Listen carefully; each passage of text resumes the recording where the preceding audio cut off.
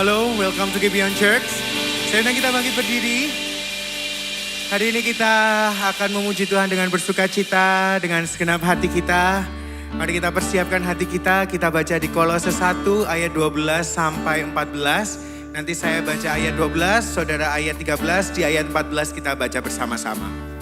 Kolose 1 ayat 12 sampai 14. Dan mengucap syukur dengan sukacita kepada Bapa yang melayakkan kamu untuk mendapat bagian dalam apa yang ditentukan untuk orang-orang kudus di dalam kerajaan terang. Saudara? Ia telah melepaskan kita dari kuasa kegelapan dan memindahkan kita ke dalam kerajaan anaknya yang kekasih. Bersama, di dalam Dia kita memiliki penebusan kita, yaitu pengampunan dosa. Berikan sorak-sorai bagi Tuhan kita. Hari ini kita bersuka cita. Kita tidak lagi hidup dalam kegelapan, tapi kita ada di dalam terang Kristus yang ajaib. Amin, saudara.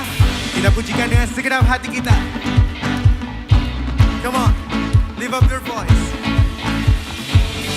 Dalam kegelapan aku melangkah, tak dapat melihat cahayanya. Namun kasih-Mu yang jelikan mataku.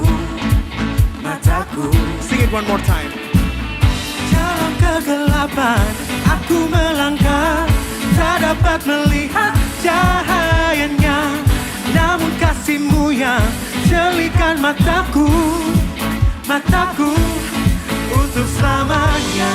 Hanyalah Engkau cahaya bagiku, Kau pengharapan satu-satunya, oh Tuhan. Let's go!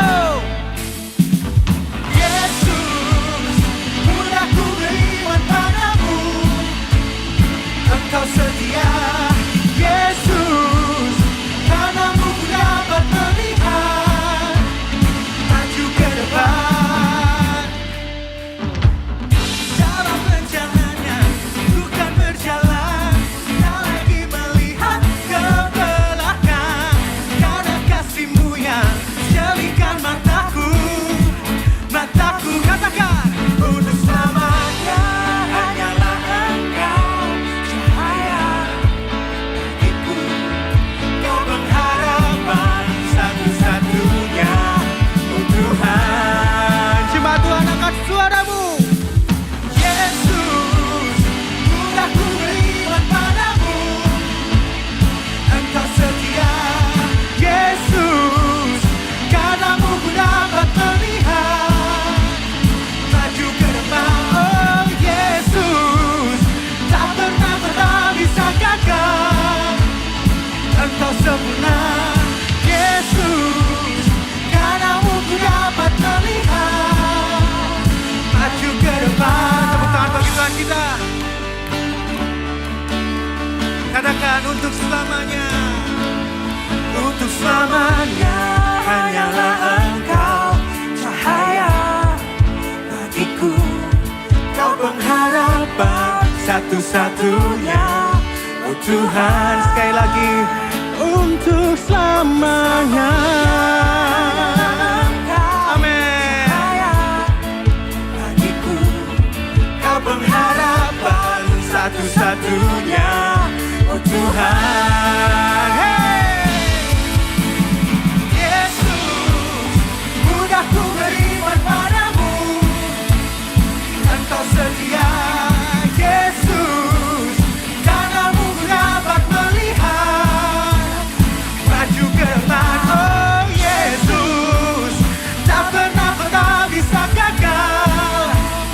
Engkau sempurna, Yesus, karena-Mu ku dapat melihat maju ke depan. Berikan sorak-sorai bagi Tuhan kita. Hey! Mari saudara, kita mau lebih lagi naikkan ucapan syukur kita. Kita mau bersuka cita akan kasih setianya. Amin.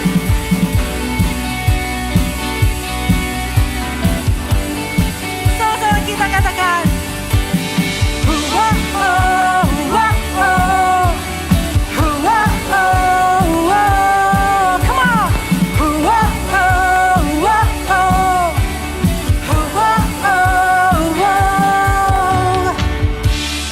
You are my strength when I am weak.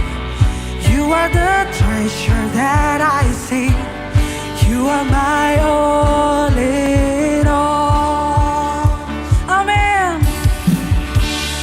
Seeking you as this precious jewel, Lord, to give up, I'd be a fool. You are my all in all. Jesus, Lamb of God, what is your name? Jesus, Lamb of God, worthy is your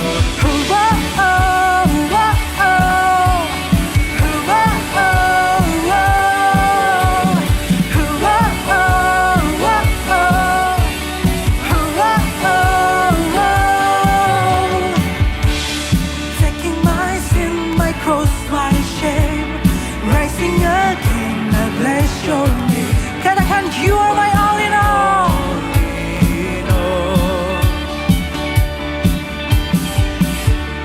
When I fall down, you pick me up.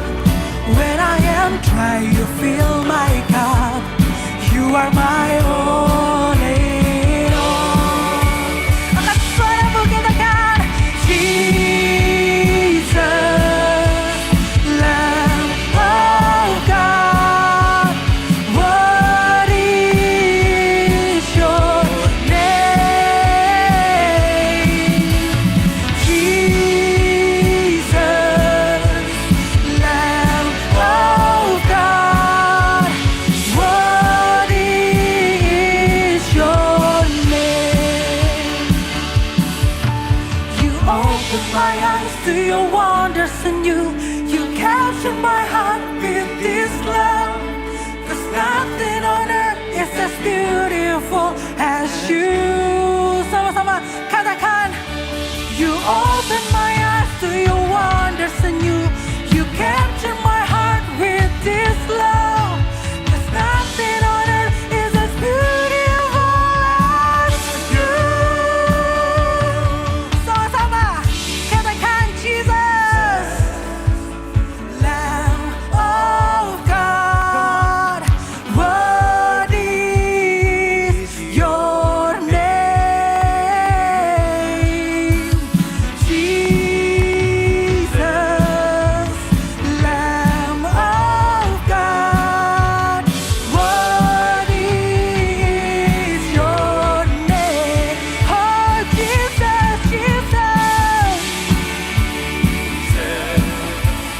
Lamb of God, what is your name? Thank you, Lord. Jesus, Lamb of God, what is your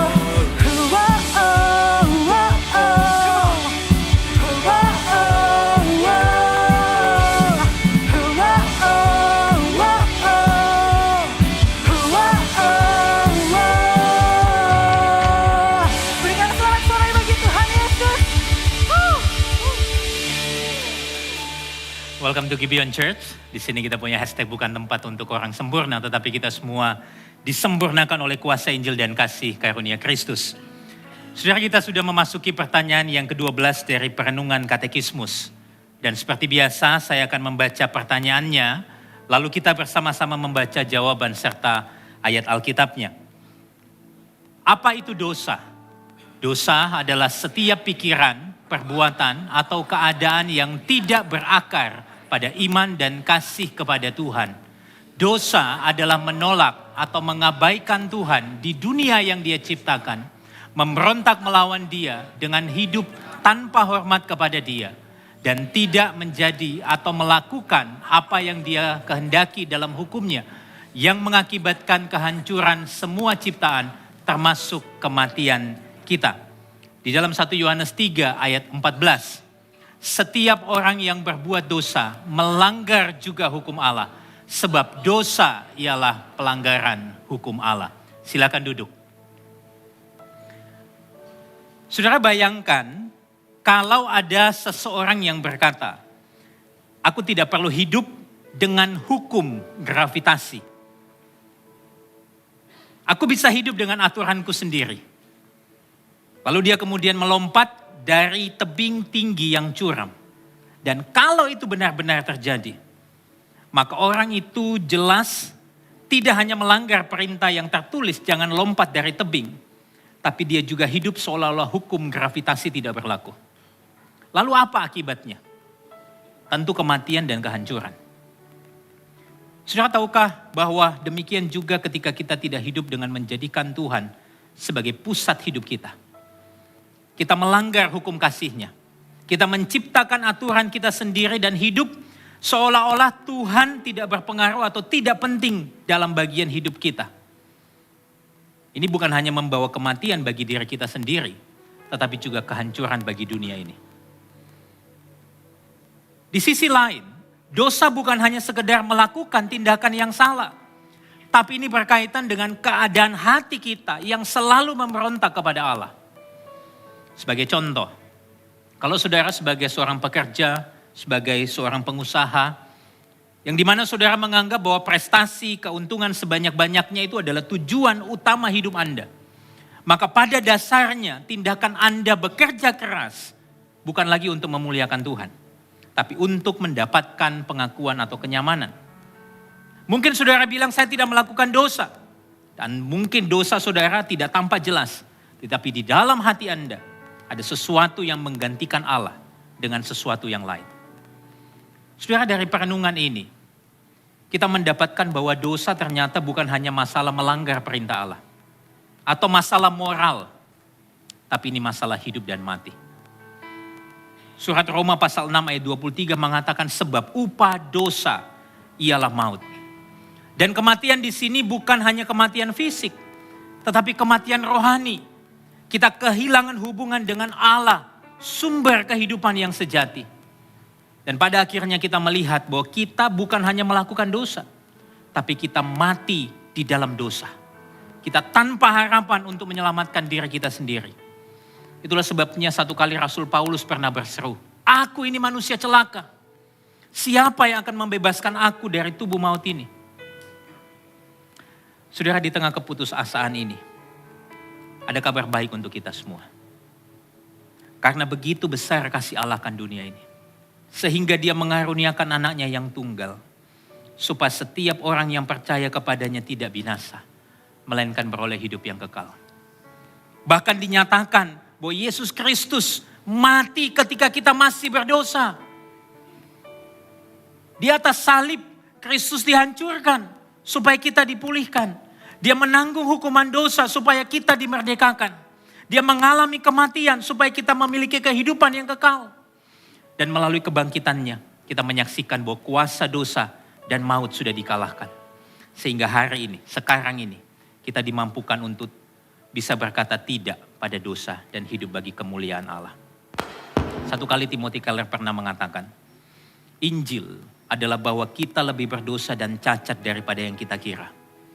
Tapi pada saat yang sama, kita dikasih dan diterima dalam Yesus Kristus lebih daripada yang kita harapkan. Saudaraku yang dikasih oleh Tuhan, semakin kita menyadari keberdosaan kita, sesungguhnya semakin kita mampu untuk melihat keindahan salib Kristus. Dan saat ini, saya mengajak kita untuk kembali menyadari betapa besarnya dosa kita. Bukan untuk membuat kita semakin terpuruk, tapi agar supaya kita semakin melihat keindahan anugerah Kristus. Semakin dalam kita memahami keberdosaan kita, semakin besar kita mengagumi karya salibnya. Saya mengajak kita boleh berdiri bersama-sama dan merenungkan bahwa mungkin di dalam perjalanan iman kita masih bergumul dengan dosa tertentu. Mungkin tidak selalu terlihat di luar. Kita acap kali membungkusnya rapat-rapat sehingga tampak seolah-olah baik. Padahal sebenarnya itu ada di dalam hati kita. Mari sama-sama kita datang kepada Tuhan di dalam doa pengakuan dosa kita.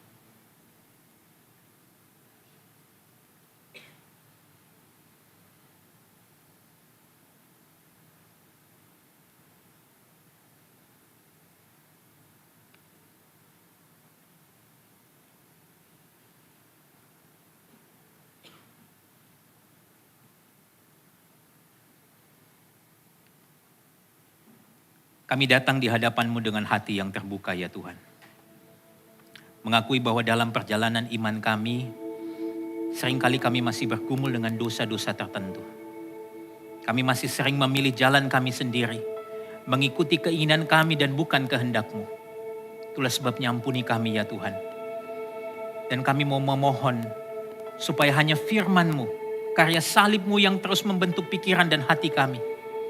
Kami juga memohon supaya kuasa Injil-Mu yang senantiasa menata ulang hati kami.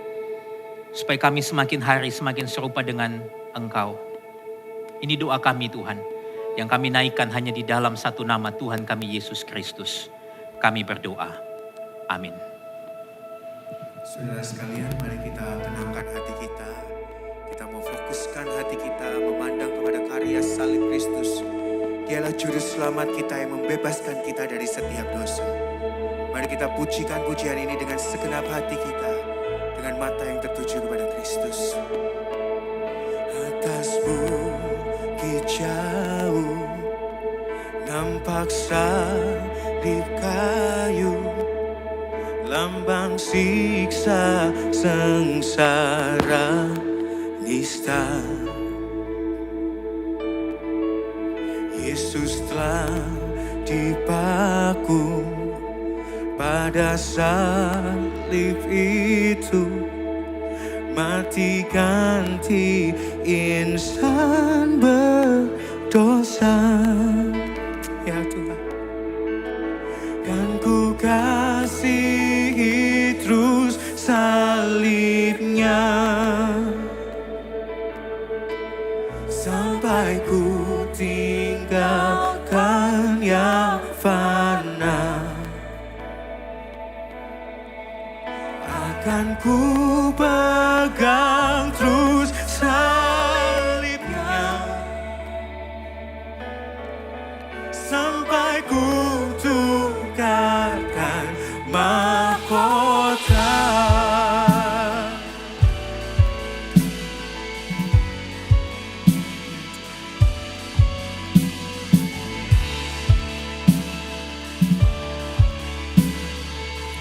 Mari angkat suara kita, pujikan. Salibnya dihina, ditolak dunia, namun bagiku mulia suci. Karena domba Allah yang tinggalkan sorga, mati atasnya di Kalvari. Kan ku kasihi, kan ku kasihi terus salibnya, sampai ku tinggalkan yang fana. Akan ku pegang terus salibnya, sampai ku tukarkan mahkota. Biarlah ini menjadi doa kita, pujikan. Kan ku kasihi terus salibnya, sampai ku tinggalkan yang fana. Yes Lord. Akan ku pegang terus salibnya, sampai ku tukarkan mahkota.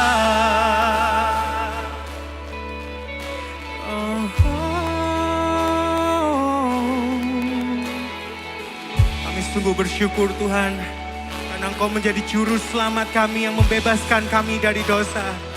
Hanya oleh karena salib-Mu, kami tidak lagi hidup dalam kegelapan, tapi kami memiliki pengharapan di dalam-Mu Tuhan.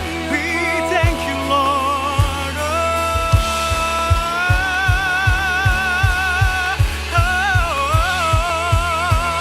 Jemaat Tuhan, angkat suara kita, pujikan.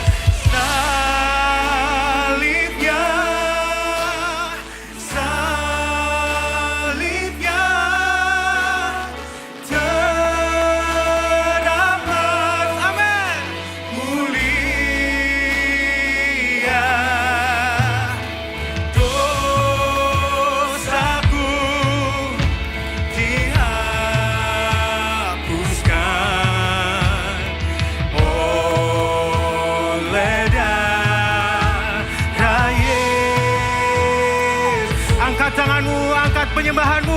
Tuhan, salibnya. Salibnya. Salibnya. Teramat. Oh, mulia. Dosaku dihapuskan oleh darah Yesus. Salibnya, salibnya, salibnya teramat mulia. Dosaku dihapus. We thank you, Lord. Oleh darah Yesus, dosaku, dosaku dihapuskan oleh darah Yesus. Jemaat Tuhan, katakan dosaku dihapuskan. Dosaku dihapuskan oleh darah Yesus. Berikan sorak-sorai bagi Tuhan kita. Ya Tuhan, we thank you for your love. We thank you for the cross that set us free, yang membebaskan kami dari dosa, Tuhan. Terima kasih, Tuhan. Yesus bayar semua hutang dosaku. Dosa bagai gerbisi jadi putih bersih. Jemaat Tuhan nyanyikan. Yesus bayar semua hutang dosaku. Dosa bagaikan besi jadi putih bersih.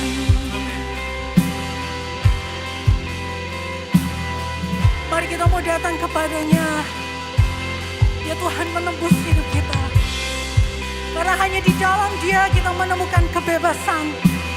Kita menemukan kelepasan dan sukacita. Dengarlah sabdanya, kau yang tak berdaya, datanglah kepadanya, kau kan dapatkan sentosa.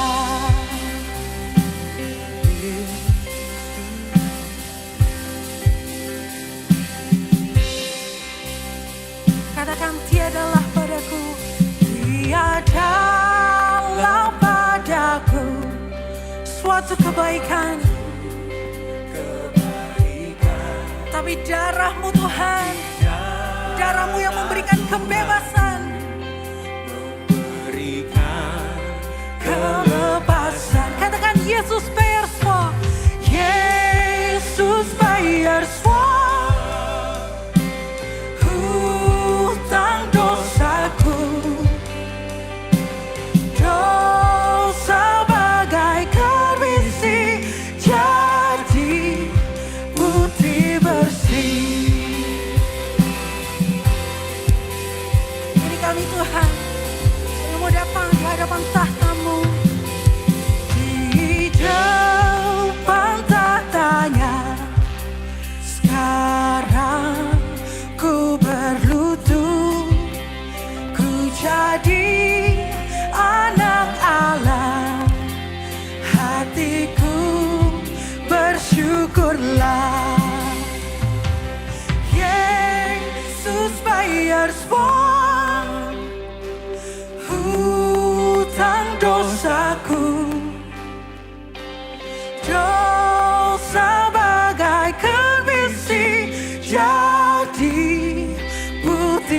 bersih.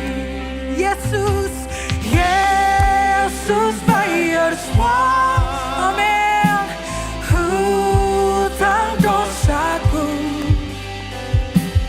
Dosa bagai kermisi jadi putih bersih, jadi putih bersih, jadi putih bersih.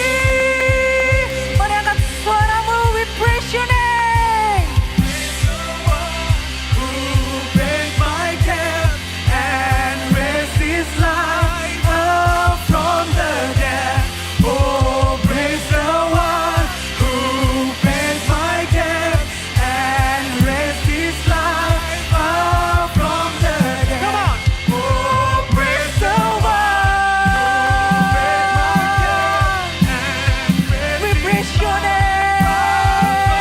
the dead. Oh, Praise you, Lord. raise his life up from the dead. Berikan sorak-sorai bagi Yesus. Kaulah Sang Juru Selamat kami.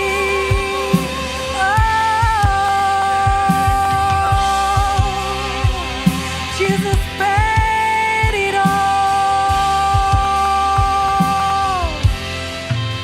Katakan, Jesus paid it all. All to Him I owe. Yes, Lord. Sin had left a crimson stain. He was it white as snow. Jesus paid it all. Jesus paid it all. All to Him I owe. Sin had left a crimson stain. He was in white as snow. Kiranya hati kami melimpah dengan ucapan syukur Tuhan. Kalau kami terus boleh diingatkan melalui pujian kami bahwa begitu besar kasih-Mu untuk setiap kami, bahkan melampaui dosa-dosa kami. Seringkali dalam keberdosaan kami Tuhan, kami sering lupa, kami sering menolak Engkau. Tapi Engkau memilih untuk terus mengasihi kami ya Tuhan. Bahkan dalam firman-Mu berkata, bukan kami yang telah mengasihi Allah, tapi Allah yang telah mengasihi kami. Sehingga Engkau mengutus anak-Mu yang tunggal sebagai pendamaian untuk dosa-dosa kami. Thank you for your love, thank you for your cross, God. Mampukan setiap kami untuk terus memandang kepada salib Kristus. Dan mampukan kami untuk hidup dalam kebenaran Injil. Terima kasih Tuhan. Kalau sebentar lagi kami akan mendengarkan firman-Mu. Allah Roh Kudus, tolonglah kami. Biarlah hati kami menjadi tanah yang subur. Sehingga saat firman-Mu disampaikan, itu boleh menata ulang setiap hati kami. Mengubah setiap hati kami. Dan hidup kami boleh menyatakan kasih Allah. Hidup kami boleh memuliakan Allah. Terima kasih Tuhan. Hanya di dalam nama Tuhan Yesus Kristus kami berdoa. Amin. Silakan duduk saudara.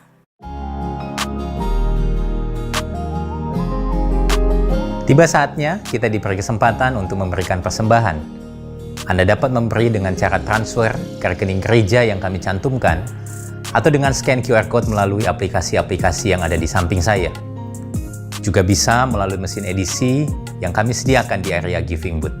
Semua informasi yang dibutuhkan untuk memberi ada di kartu informasi Ways to Give di kursi masing-masing saat Anda datang. Kami juga menyediakan amplop yang dapat Anda pakai untuk memberi secara tunai. Lalu dapat Anda masukkan ke dalam kotak persembahan yang tersedia di pintu keluar saat pulang nanti. Kita memberi bukan supaya diberkati, tetapi kita memberi karena kita sudah diberkati.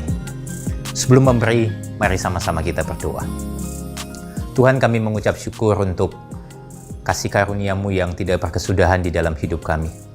Dan sekali lagi kami diingatkan bahwa ketika kami memberi, itu bukan karena kekuatan kami, bukan karena kemampuan kami, bukan juga karena milik kami, tapi itu semua pemberian Tuhan, itu semua titipan Tuhan yang Tuhan percayakan buat kami.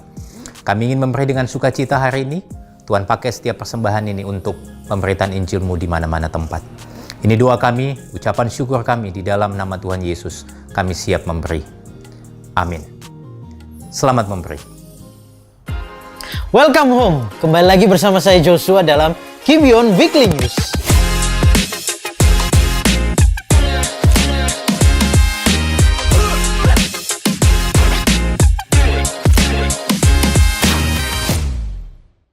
Puji syukur kepada Tuhan, target dana untuk pembangunan dan renovasi gedung gereja Gibeon sudah tercapai. Kami juga mengucapkan terima kasih bagi setiap jemaat yang terus mendukung proses pembangunan dan renovasi ini. Rekening Building Fund akan tetap dibuka untuk menyelesaikan berbagai detail akhir dan menutup biaya yang tak terduga yang mungkin masih diperlukan. Bagi Anda yang ingin mendukung dalam bentuk dana, Anda dapat memberi dengan cara scan QR Code pada kartu di kursi Anda, atau transfer ke rekening Building Fund di layar ini, atau Anda juga dapat memberi melalui giving booth di basement.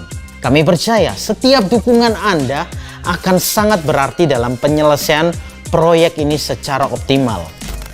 Tidak terasa, kelas Anda pasti selamat hari ini sudah sampai di minggu yang ke-7. Kelas APS hari ini akan membahas tentang sakramen. Jangan lupa untuk melakukan registrasi ulang di basement sebelum mengikuti kelas. Dan pastikan Anda membawa modul pendamping. Minggu depan adalah kelas APS terakhir Anda. Kita akan belajar mengenai pentingnya bergabung dalam gereja lokal dan manfaat dari komunitas rohani bagi orang percaya. Dalam kelas berjudul Eklesia. Tetap semangat untuk semua peserta kelas APS. Baptisan adalah bentuk pernyataan iman dan merupakan langkah ketaatan serta pertobatan bagi orang percaya. Bagi Anda yang telah menyelesaikan kelas, Anda pasti selamat dan rindu untuk dibaptis. Segera daftarkan diri Anda melalui link berikut atau melalui website kami di www.gibeon.church/events. Sakramen Baptisan Kudus akan diadakan pada hari Sabtu, tanggal 26 April 2025.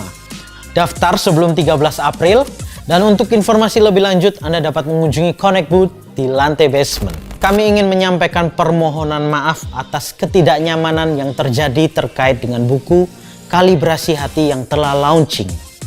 Kami menyadari bahwa beberapa eksemplar buku tersebut mengalami kesalahan percetakan, di mana terdapat beberapa halaman yang kosong. Kami sangat menghargai pengertian dan kesabaran Anda. Jika ada di antara Anda yang mengalami kendala demikian, Anda bisa menghubungi admin Gibeon Church melalui nomor berikut. Kami sekali lagi mengucapkan permohonan maaf dan berterima kasih atas pengertian dan dukungan Anda. Di tengah kegelapan dan ketidakpastian yang dialami oleh Indonesia, kita sebagai gereja dipanggil untuk merespon dengan cara yang berbeda. Bukan dengan perpecahan ataupun persaingan, tetapi dengan kesatuan dan fokus pada misi kerajaan Allah. Kami mengundang Anda untuk menghadiri acara Christian Leaders Gathering dengan judul The Kingdom Mission in a Time of Indonesia Gelap, A Call for Unity, Mission and Renewal. Acara ini akan diadakan pada hari Rabu, tanggal 26 Maret 2025, pukul 6 sore di Gibeon Church, dengan pembicara Dr. Ed Stetzer, seorang pakar misi dan gereja. Kita akan membahas bagaimana agar dapat memahami misi kerajaan Allah di tengah fenomena Indonesia gelap dan hashtag kabur aja dulu. Serta bagaimana gereja-gereja dapat bergerak bersama-sama membawa terang Injil bagi kota dan bangsa kita.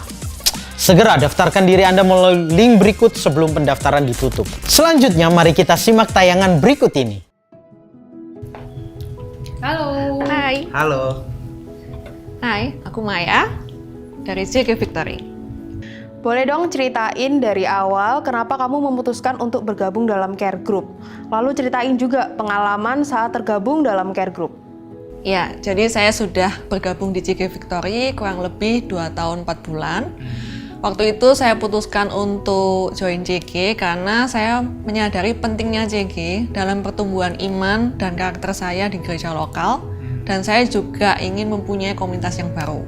Dan dalam perjalanan saat berkomunitas, aku melihat perbedaannya adalah pengenalan akan Injil. Jadi nggak cuma having fun, namun diingatkan untuk belajar mengenali dan menghidupi Injil yang membawa saya ke dalam pertobatan setiap harinya. Saat CG, apakah ada momen yang berkesan dan bagaimana interaksimu dengan member CG yang lain yang membuat kamu mengalami perubahan pola pikir? Oh ada, waktu Christmas Celebration 2024 yang lalu. Jadi di situ kita semua berkumpul, lalu kita celebrate Christmas bersama-sama sebelum akhirnya kita dimultiplikasi. Dari momen itu saya sangat bersyukur, meskipun di tahun 2024 itu tidak mudah, namun saya bisa melewati setiap musim bersama mereka, saling menguatkan dan bertumbuh dalam pengenalan akan Tuhan lebih dalam. Kalau interaksi dengan member lain, tahun pertama saya CG, saya sempat bergesekan dengan anggota yang lain sampai memilih untuk vakum dari semua kegiatan gereja selama kurang lebih 7 bulan. Namun, setelah berproses bersama dengan Tuhan dan teman-teman CG yang nggak lelah untuk mengajak beribadah lagi, akhirnya Tuhan memampukan saya untuk kembali aktif beribadah, ikut CG, bahkan berkomitmen untuk melayani. Dari apa yang terjadi, saya mengalami perubahan pola pikir dalam cara saya memandang diri. Bukan lagi memakai kacamata orang lain atau diri sendiri, namun bagaimana Tuhan memandang diri saya yang berharga dan mencintai saya dengan penuh, sehingga membuat saya ingin memberikan yang terbaik kepada Tuhan. Dan saya menyadari ketika saya melayani Tuhan dan sesama, baik di dalam gereja maupun di luar gereja, itu bukan kekuatan saya. Namun, hanya karena Injil yang memampukan dan memperbarui saya. Oke, menurut kamu seberapa penting komunitas care group? Menurutku penting sih, karena menurut saya tidak ada komunitas yang bisa membuat kita bertumbuh dan berbuah tanpa melewati proses. CG adalah tempat yang baik untuk membangun setiap karakter kita semakin serupa dengan Kristus dan saling mendorong untuk menghidupi Injil di setiap musim bersama dengan teman-teman CG. Wow, thank you Maya. Thank you. Sebelum mengakhiri Gibeon Weekly News kali ini, kami ingin mengingatkan Anda semua tentang kartu Pray, Share, and Invite yang ada di gereja kita. Kartu ini ada dengan tujuan yang sangat sederhana, namun sangat berarti, yaitu agar kita sebagai jemaat bisa memiliki kerinduan yang lebih dalam untuk mendoakan, membagikan Injil dan mengundang 3 orang yang kita kenal untuk datang dan mengenal Tuhan lebih dekat.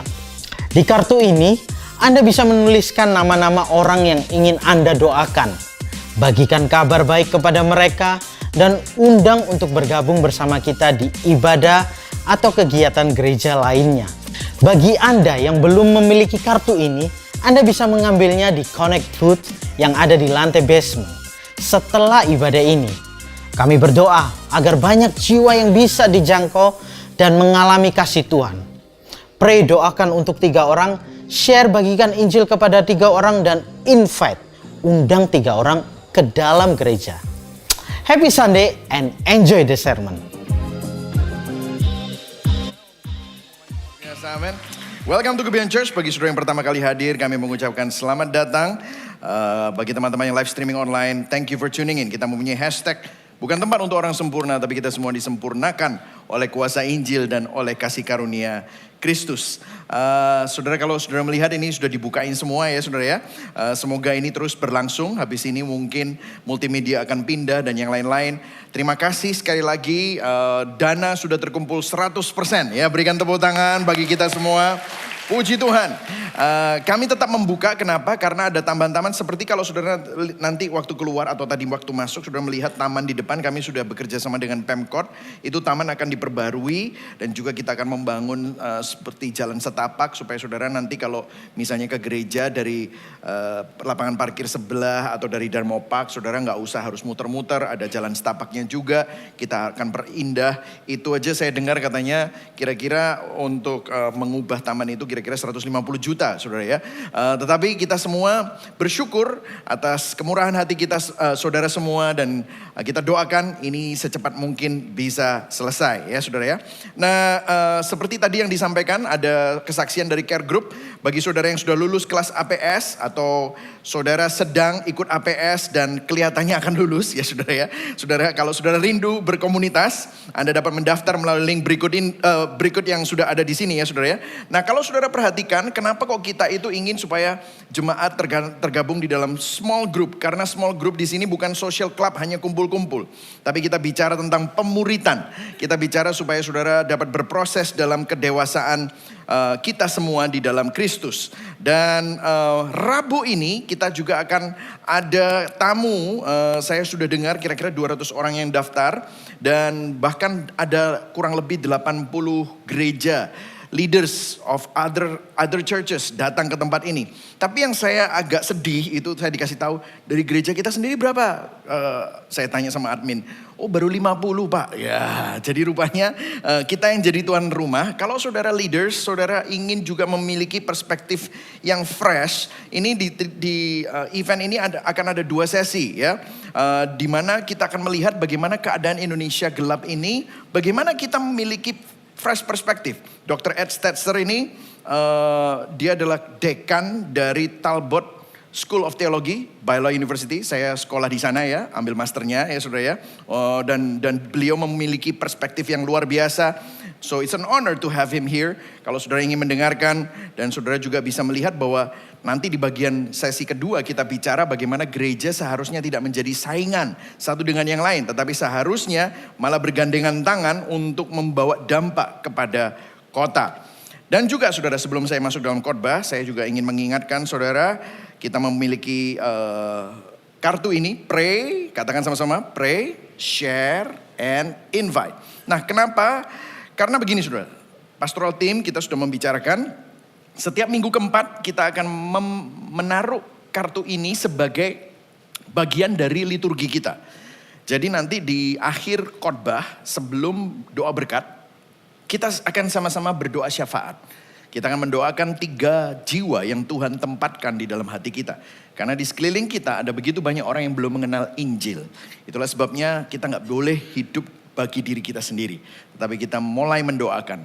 Kalau hari ini saudara belum punya kartu ini, paling tidak saudara perlu dapat dan minta sama Tuhan. Nanti kita akan doa sama-sama di akhir khotbah. Tuhan akan kasih wajah-wajah orang-orang yang mungkin ada di sekitar hidup saudara yang belum mengenal Kristus. Doakan mereka, share the gospel, share your testimony kepada mereka, dan undang mereka untuk dapat bisa menjadi bagian dari tubuh Kristus. Amin. Nah, kita masuk di dalam khotbah berseri kita. Ini adalah minggu yang ke-12. Minggu lalu Pastor Dave sudah memberikan sebuah khotbah yang luar biasa, hidup sebagai manusia baru. Dan hari ini kita akan belajar bagaimana berjalan dalam identitas Injil. Dan teks kita hari ini adalah Efesus 4 ayat 25 sampai Efesus 5 ayat 7. Dan saya akan memulainya terlebih dahulu ayat 25 dan saudara akan meneruskannya ayat 26, kita akan membacanya bergantian. Efesus 4 ayat 25. Karena itu buanglah dusta dan berkatalah benar seorang kepada yang lain, karena kita adalah sesama anggota. Ayat 26. Apabila kamu menjadi marah, janganlah kamu berbuat dosa. Janganlah matahari terbenam sebelum padam amarahmu. Dan janganlah beri kesempatan kepada iblis. Janganlah ia mencuri lagi, tetapi baiklah ia bekerja keras dan melakukan pekerjaan yang baik dengan tangannya sendiri, supaya ia dapat membagikan sesuatu kepada orang yang berkekurangan. Janganlah ada perkataan kotor keluar dari mulutmu, tetapi pakailah perkataan yang baik untuk membangun, di mana perlu supaya mereka yang mendengarnya beroleh kasih karunia. Ayat 30. Dan janganlah kamu mendukakan Roh Kudus yang telah memeteraikan kamu menjelang hari. Segala kepahitan, kegeraman, kemarahan, pertikaian, dan fitnah hendaklah dibuang dari antara kamu, demikian pula segala kejahatan. Tetapi penuh kasih mesra dan saling mengampuni, sebagaimana Allah di dalam Kristus telah mengampuni kamu. Kita masuk di dalam pasal 5 ayat 1. Sebab itu jadilah penurut-penurut Allah seperti anak-anak yang kekasih. Ayat 2. Dan hiduplah di dalam kasih sebagaimana dan telah menyerahkan dirinya untuk kita sebagai persembahan dan korban yang harum bagi Allah. Tetapi percabulan dan rupa-rupa kecemaran atau keserakahan disebut saja pun jangan di antara kamu sebagaimana sepatutnya bagi orang-orang kudus. Ayat 4, demikian juga perkataan yang kotor, yang kosong atau yang sembrono karena tidak pantas, tetapi sebaliknya ucapkanlah syukur. Karena ingatlah ini baik-baik, tidak ada orang sundal, orang cemar, atau orang serakah, artinya penyembah berhala yang mendapat bagian di dalam kerajaan Kristus dan Allah. Ayat 6, janganlah kamu.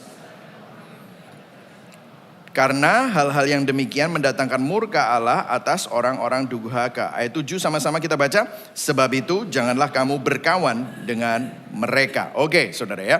Jadi kalau saudara perhatikan, hari ini kita akan bicara bagaimana kita mampu berjalan di dalam identitas Injil. Nah, saudara, saya akan berikan sebuah ilustrasi. Bayangkan seorang narapidana yang sudah bertahun-tahun tinggal di dalam penjara karena kejahatan kriminalnya. Kemudian pada waktu di penjara dia direhabilitasi. Dia dimuridkan di gereja, di dalam penjara itu ada persekutuannya, ada gerejanya.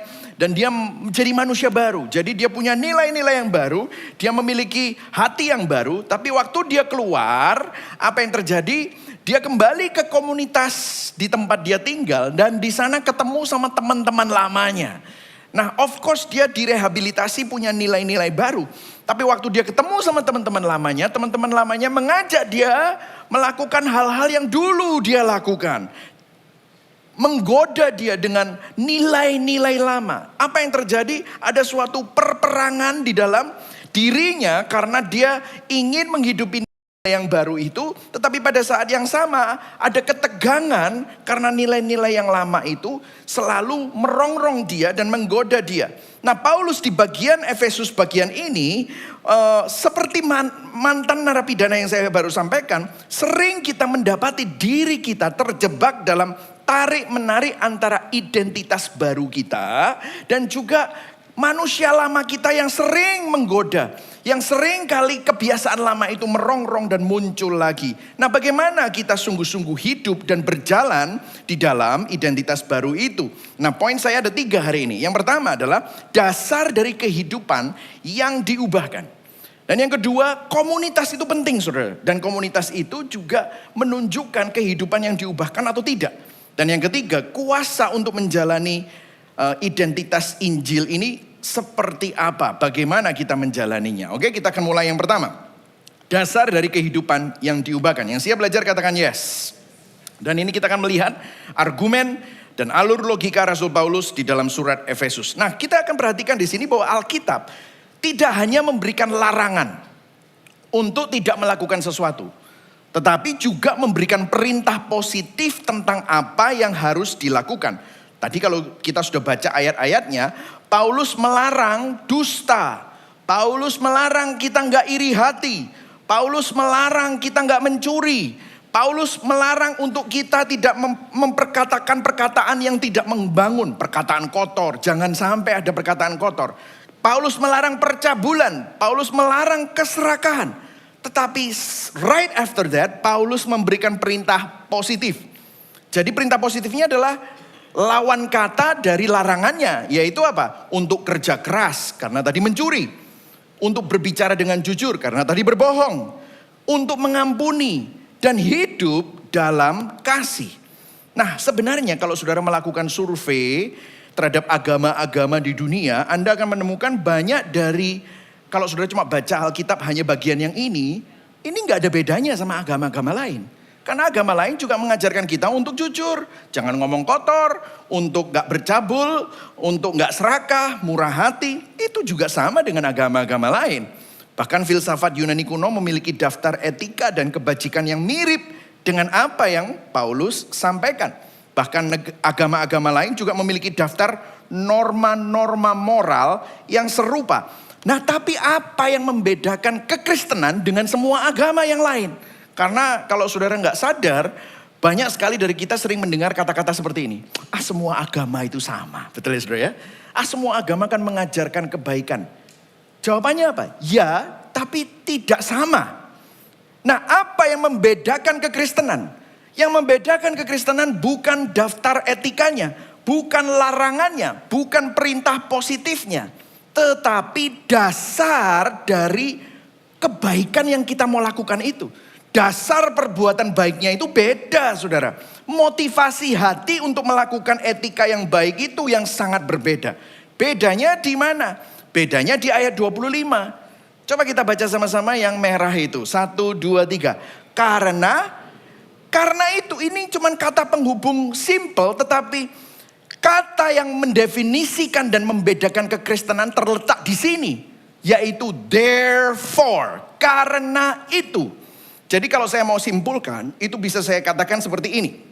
Kekristenan tidak dimulai dari perbuatan, tetapi dari identitas yang baru. Makanya semua perintah positif atau larangan itu adalah hasil, adalah respon dari sesuatu yang sudah dilakukan sebelumnya. Apa itu? Minggu lalu kita udah belajar. Pastor Dave memberikan sebuah khotbah yang sangat luar biasa. Saya sangat diberkati. I'm so proud to see banyak sekali preacher-preacher muda. Kalau kita baca ayat 23, kamu dibaharui di dalam roh dan pikiranmu. Oh, kamu sudah diperbaharui di dalam rohmu. Pikiranmu sudah diperbaharui. Ayat 24, baca sama-sama. Ayat 24-nya. 1, 2, 3. Dan mengenakan apa?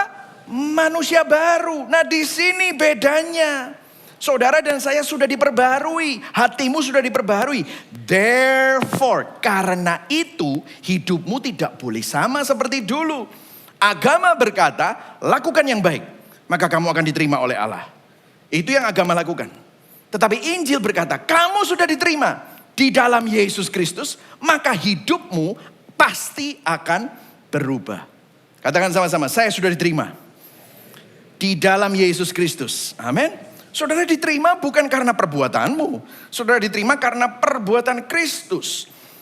C.S. Lewis di dalam bukunya Mere Christianity menulis satu bab yang berjudul Nice People or New Man.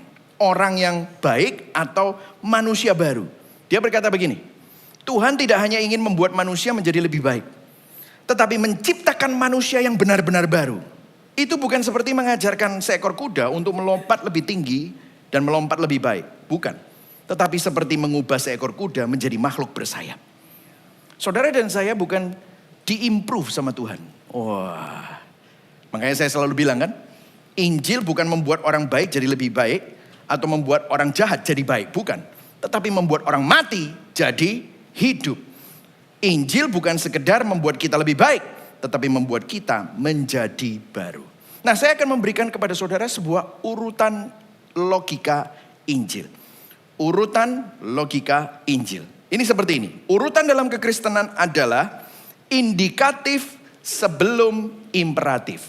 Ayo katakan sama-sama. 1, 2, 3. Indikatif sebelum imperatif. Sekali lagi. Indikatif sebelum imperatif. Apa maksudnya? Nah, dalam bahasa Yunani ada 2 bentuk kata kerja utama. Yang pertama, kata kerja indikatif. Maksudnya apa? Menunjukkan fakta dan realitas. Saya kasih contoh. Kamu sudah diperbaharui. Kata kerja pasif tapi menunjukkan fakta. Kamu sudah diperbaharui. Kamu sudah jadi manusia baru. Kamu sudah ditebus. Kasih karunia diberikan kepada kamu. Nah, ini indikatif. Nah, imperatif adalah perintah yang harus dilakukan dan belum terjadi. Nah, Paulus selalu memulai suratnya dengan apa? Indikatif. Apa yang Tuhan telah lakukan. Dan sebagai efeknya dilanjutkan dengan memberikan apa? Imperatif. Apa yang kita harus lakukan. Jadi bukan begini saudara. Bukan kita yang bertindak terlebih dahulu, terus baru Tuhan merespon. Nah, ini kesalahan banyak orang Kristen. Kita pikir kita harus begini. Baru nanti Tuhan respon. No, it's not. Tuhan selalu berinisiatif dan bertindak terlebih dahulu dan kita respon. Nah, di dalam kekristenan, Allah yang kerja lebih dahulu, itu yang membuat kita berubah. Allah yang menunjukkan kasih-Nya terlebih dahulu, baru kita bisa merespon dengan kasih. Allah yang mengubah hati kita lebih dahulu, baru kita mulai hidup dengan cara yang berbeda. Nah, agama kita yang harus kerja. baru Tuhan menerima kita. Agama berkata kita yang harus mengasihi Tuhan, baru nanti Tuhan sayang sama kamu. Kita yang harus berubah lebih dahulu, baru nanti Tuhan akan memberkati kita. Injil berkebalikan. Nah, kenapa ini penting? Karena gini, perubahan Injil itu dari dalam keluar. Bukan dari luar ke dalam. Dari mana saudara? Dari dalam keluar. Nah, makanya kita kalau sudah perhatikan jarang sekali kalau saudara mendengar khotbah-khotbah di Gibeon itu ada 3 langkah untuk mendapatkan mujizat. Kan gak ada. 2 langkah untuk mengasihi. 7 langkah untuk berintegritas. Gak ada. Kenapa saudara? Nih saya kasih contohnya. Kalau saudara lihat 10 perintah Allah ya. Salah satunya adalah jangan berzina. Oke. Saya mau tanya sama saudara. Ada gak orang yang tidak berzina secara fisik? Tapi tidak mengasihi pasangannya. Langsung ada yang ngomong, banyak. Pernah jadi korban? Gitu, saudara ya. Ada gak orang yang gak berzina tetapi tidak mengasihi pasangannya atau mengasihi sesama? Ada gak? Banyak. Nah, apa yang terjadi? Hukum, perintah itu yang paling rendah, bare minimum. Tetapi belum tentu apa yang positif. Makanya Rasul Paulus selalu kalau dikasih larangan, dia tambahkan yang positif. Karena apa? Kalau jangan berzina itu artinya apa? Kasihi pasanganmu seperti Tuhan mengasihi kamu. Kan begitu saudara. Tetapi banyak orang mungkin tidak berzina. Tetapi dia tidak mengasihi. Nah, bedanya apa? Kalau itu luar ke dalam ya begitu. Tetapi kalau dari dalam keluar, kalau saudara sudah dijamah oleh Tuhan, saudara sudah diubah hatinya, apa yang terjadi? Bahkan kata-kata jangan berzina sudah tidak ada di dalam kamusmu. Kenapa? Karena kamu sadar Tuhan mengasihi kamu yang seharusnya kamu tidak layak dikasihi, tapi Tuhan mengasihi kamu. Maka tiba-tiba waktu kita lihat anak kita, lihat pasangan kita, lihat keluarga kita mengasihi mereka. Apa yang terjadi? Dikasih 2 step, 3 step, kalau hatinya gak berubah, ya percuma. Saudara, paham saudara? Tapi kalau hatinya berubah, gak usah dikasih step-step itu, saudara akan bisa figure it out sendiri. Ada amin saudara? Saudara bisa mikir sendiri. Jadi kita harus sadar bahwa sebenarnya perubahan itu mulai dari hati. Contoh lainnya, Tuhan sudah mengampuni kita, maka kita bisa mengampuni orang lain. Tuhan sudah membenarkan kita, maka kita bisa hidup dalam kebenaran. Jadi Paulus gak pernah bilang begini, usaha lebih keras supaya Tuhan menerima kamu. Tidak ada. Alkitab tidak pernah berkata seperti itu. Jadi orang baik supaya kamu bisa diselamatkan. Gak ada. Paulus malah ngomongnya gini, kalau kamu sudah diubahkan oleh Kristus, kalau kamu sudah sadar kamu manusia baru, sekarang hiduplah dalam identitas barumu itu.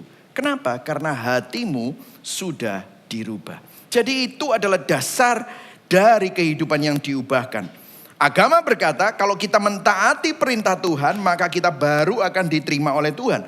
Tetapi Injil berkata, Tuhan sudah menerima kamu di dalam Kristus. Maka sekarang kita dimampukan taat kepadanya. Agama menuntut, tetapi Injil memberi. Injil memampukan. Injil menjadikan saudara baru. Berikan tepuk tangan buat Tuhan, ini adalah kabar baik. Amin saudara? Amin. Nah, John Calvin berkata begini dalam bukunya Institute of Christian Religion. Kalau saudara diadopsi, itu bukan seperti ini ya. Bukan karena kita menjadi benar, lalu Tuhan mengadopsi saudara jadi anak. Bukan. Tetapi karena kita telah diadopsi di dalam Kristus, maka saudara dan saya dijadikan benar. Amin. Jadi ini adalah dasarnya. Dasarnya beda. Jadi kalau saudara ditanyain orang, apa sih bedanya Kristen itu sama agama-agama lain? Nah ini bedanya. Saudara bisa jelaskan. Amin. Saudara nggak mau jadi Kristen abal-abal. Katakan pada kanan kiri, bro jangan jadi Kristen abangan ya. Oke. Amin. Kita masuk dalam poin yang kedua. Komunitas untuk kehidupan yang diubahkan. Nah saudara menarik di sini karena ayat 25-nya dikatakan ayat yang bagian merah itu. Baca sama-sama yang bagian merah. 1, 2, 3. Karena kita adalah sesama anggota. Apa yang Anda lihat di dalam ayat ini dan di seluruh bagian ini adalah ada dimensi komunitas dalam setiap perilaku kita. ternyata perilaku kita itu berdampak sama komunitas. Khususnya, apalagi kalau dosa. Saudara akan lihat begini saudara ya. Setiap larang, setiap perintah, itu bukan cuma hanya untuk kamu. Karena apa yang saudara dan saya lakukan secara pribadi, itu berdampak sama komunitas. Saya bacakan sebuah buku ya dari Mere Mortality. Penulisnya adalah Lewis Smith. Terus dia bilang begini. Tentang kelakuan atau perilaku individu yang berpengaruh sama komunitas, bahkan budaya, bahkan negara. Dia bilang gini, bayangkan sebuah masyarakat di mana tidak ada seorang pun yang mempercayai orang lain untuk menepati janji. Di mana setiap pemimpin berbohong sebagai kebiasaan. Nah ini keadaan politik di seluruh dunia. Jadi kalau saudara lihat hashtag Indonesia Gelap, itu gak cuma hanya Indonesia, tapi di seluruh dunia ini seperti ini. Di mana setiap guru dicurigai sebagai penipu akademis. Dan setiap pendeta sebagai penipu moral. Makanya ada akun-akun satir ya. Pastor Mamon, gereja palsu ya kan. Pastor in style dan yang lain gitu ya. Setiap pendeta dianggap sebagai penipu moral. Padahal kan gak seperti itu. Puji Tuhan pastor-pastor kita gak ada yang masuk sana ya saudara ya, doakan. Di mana kontrak tidak pernah diharapkan untuk ditepati. Tidak ada mitra bisnis yang dapat mengandalkan kesetiaan yang lain. Jadi nggak ada bisnis partner yang setia. Tidak ada seorang pun yang dapat membuat keputusan dengan yakin bahwa ia memiliki fakta yang benar. Oh, too many fake news. Saudara tahu kalau saudara baca berita, itu banyak sekali manipulasi dan agenda. Muatan politiknya, propaganda, banyak sekali saudara. Jadi jangan gampang-gampang percaya sama sesuatu. Nah lihat, hidup akan jadi brutal tanpa kepercayaan. Kita berubah dari komunitas jadi gerombolan dan masyarakat menjadi geng. Jadi ternyata ada hubungan yang nyata antara bagaimana kita hidup perilaku kita dengan komunitas. Nah ini banyak ngomong tentang perkataan. Nah perkataan kita itu bisa membangun. Perkataan kita bisa membangun atau merusak komunitas. Saudara, kata-kata yang kita katakan itu bisa menghasilkan sesuatu yang memperkuat komunitas dan membangun komunitas atau menghancurkan komunitas. Nah, saya kasih sebuah teori ya, berfilsafat sedikit lah ya saudara ya, biar saudara semakin pintar, semakin bisa ngomong, oh ini maksudnya itu ya. Ini teori speech act. Jadi teori ini mengatakan bahwa kata-kata kita itu berdampak. Nah ini bukan teori, ini berbeda ya dengan kata-kata yang menciptakan. Nah mungkin saudara lihat di TikTok atau mungkin saudara pernah baca buku yang bukan buku kekristenan itu The Secret. Itu ada yang namanya manifesting. Ini bukan itu ya, bukan itu. Karena manifesting itu sebenarnya konsep yang sangat berbeda dengan kekristenan. Bukan ajaran Alkitab, itu adalah konsep New Age. Karena kata-kata kita sebagai manusia itu tidak sehebat itu. Karena kita ini ciptaan. Kita nggak seperti Tuhan. Nah kebanyakan orang Kristen itu yang percaya manifesting, ada orang Kristen yang mengalami kesesatan, itu mereka berpikir, oh kita ada di dalam Kristus. Kristus berkata-kata, angin, diamlah. Wah, berarti kita bisa ngomong sama COVID, diam, tenanglah. Wah kan gitu kan. Kita bisa ngomong sama diri kita sendiri, kayalah. Wah kan gitu kan. Itu salah ya saudara ya. Tapi teori speech act bukan seperti itu. Tetapi bicara tentang bahwa kata-kata kita itu berdampak dan menghasilkan dampak kepada orang lain. Nah saya kasih contoh ya. Contohnya simple saja. Misalnya upacara pernikahan. Saya sebagai pendeta, saya sering menikahkan pasangan. Dan pada doa di upacara pernikahan, di akhir doa upacara itu saya akan berkata seperti ini. Saya sebagai hamba Tuhan Yesus Kristus, dengan otoritas yang diberikan kepada saya, dengan ini menyatakan bahwa A dan B, ya siapa dan siapa adalah suami dan istri di dalam nama Bapa, Putra dan Roh Kudus. Apa yang dipersatukan oleh manusia tidak boleh diceraikan, dipersatukan oleh Allah tidak boleh diceraikan oleh manusia. Nah dalam momen itu pernikahan resmi, si A dan B bukan lagi pacaran atau bukan lagi tunangan, tetapi mereka jadi suami istri. Artinya kata-kata saya itu membentuk realitas baru dan keluarga baru. Ini adalah speech act. Ternyata kata-kata membentuk sesuatu yang nyata, sesuatu realitas. Nah, saya kasih contoh sebaliknya. Misalnya, ini contoh negatif. Misalnya saudara janjian sama orang. Misalnya teman-temanmu. Oke ya, besok ya kita ketemu ya. Ada 10 orang nih. Yang bawa makanan 2. Oke, siap. Yang bawa makanan udah janjian. Aku bawa kentang, kamu bawa ayam. Ya, oke. Jam 7 ya. Jam 7, siap. Gitu saudara ya. Dan yang bawa kentang benar-benar tepat waktu. Jam 7 sudah datang. Jam 7:05, jam 7:10. Yang bawa ayam gak datang-datang saudara. Dan saudara tahu datangnya jam berapa? 8:30. Kentangnya wis entek gitu ya. Ayamnya belum dimakan, belum datang gitu saudara ya. Ternyata setelah dia datang 8:30 ditanyai, kenapa kamu kemana? Di telepon gak bisa, di WA gak bisa. Iya, ternyata dia itu main game sampai jam 7:05. Baru ingat, jam 7 dia baru berangkat, belum beli ayam. Nah, apa yang terjadi? Dia beli ayam cepet-cepet, tidak memperhatikan waktu. Ini bukan karena ban kempes, bukan karena sakit perut, diare, bukan. Tidak ada alasan valid. Nah, kalau dia melakukan ini sekali mungkin gak apa-apa. Tapi ini 2 kali, ini 3 kali. Saudara pernah ketemu sama orang yang selalu aja, sorry. Aduh, tapi telat. 10 menit, 15 menit, 20 menit. Telat, sorry. Oh, no alasannya. Saya mau tanya sama saudara, kira-kira saudara percaya gak sama orang itu? Loh, ini boleh dijawab. Saudara percaya gak sama orang itu? Enggak. Kenapa? Karena itu jadi budayanya dia. Dan saudara tahu, itu enggak cuma hanya mempengaruhi orang itu. Saudara punya teman baik dan saudara selalu dibohongi dengan janji-janji palsunya dia. Lama-lama saudara juga susah untuk percaya sama orang lain. Betul atau enggak? Memang orang-orang ini suka PHP semua. Nah, kan gitu. Orang-orang ini, nah makanya kan Indonesia itu jam karet. Nah kan gitu kan. Telat semua. Makanya kalau dibilang undangan 18.00 biasanya mulainya 18.30. Kan gitu ya saudara ya.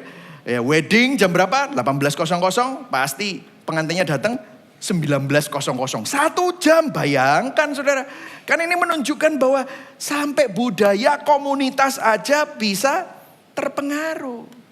Nah, tapi sebaliknya.